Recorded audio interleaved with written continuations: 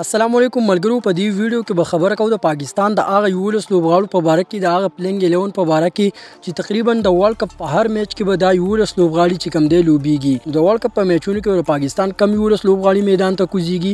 د دې په باره کې لږ مهم معلومات در کوم، نو ویډیو راست تر اخره پورې وګورئ. په ورلد کپ کې پاکستان کم 11 لوبغاړي لوبېږي. د پلینګ 11 اندازه به تاسو سره میچ نه یو غنټه مخکې کیږي چې دا 11 لوبغاړي به میدان ته کوزيږي، او اندازتن او تقریبا هم دا 11 لوبغاړي به چې کم دی د ورلد کپ په هر میچ کې لوبېږي. یو یا دوه لوبغاړي پکې بدلي را بدلي، نور به چې کوم دی تقریبا سیم بای سیم دا 11 لوبغاړي تاسو ته د ورلد کپ په هر میچ کې په نظر باندې راځي.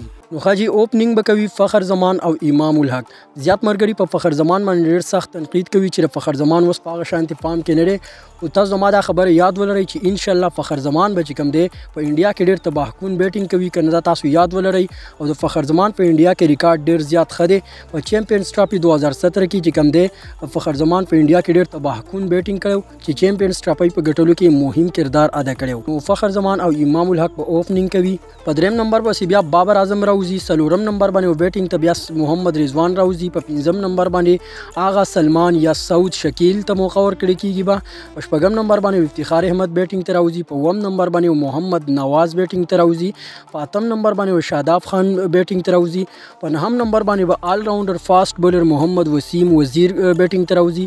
لسم نمبر باندې شاهین افریدي. نو دا خو معلومه خبره ده چې فخر زمان او امام الحق په اوپننګ کوي. په یو یا دوه میچونو کې کېدای شي عبدالله شفیق ته هم چانس ورکړي. دین علاوه چې کوم دی بابر اعظم محمد رضوان دغه په دریم څلورم نمبر وسې راوځي. په دې 11 لوبغاړو کې چې کوم دی پاکستان سره څلور سپینران بالران دي او درې ورسره فاست بولران دي. په سپینران بالرانو کې آغا سلمان، افتخار احمد، محمد نواز او شاداب خان دي، او په فاست بولرانو کې چې کوم دی محمد وسیم جونیئر، شاهین افریدي، حارث رؤوف او حسن علي دي.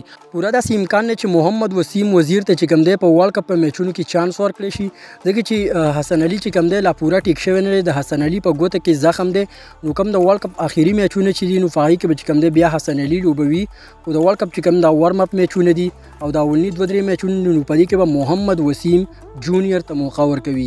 او که چېرته حسن علي او محمد وسیم جونیئر دا دوه لوبغاړي د ورلد کپ په دوران کې زخمی شي، نو بیا چې کوم دی د ریزرو کھلاړیانو کې به زمان خان د پاکستان په پلینګ 11 کې شاملېږي. نو تاسو سره ایسته نظر لرئ چې پاکستان دا 11 لوبغاړي په ورلد کپ کې لوبول پکار دی او کنه. نو تاسو سره هم خپل پلینګ 11 لوبغاړي تیار کړئ چې دا 11 لوبغاړي په ورلد کپ کې پاکستان کرکټ ټیم ته پکار دی چې ولوبوي. نو زما خو دغه رای دغه نظر دی، هم دغه پلینګ 11 به وي، یو یا دوه لوبغاړي په کې کله ناکله بدلوي.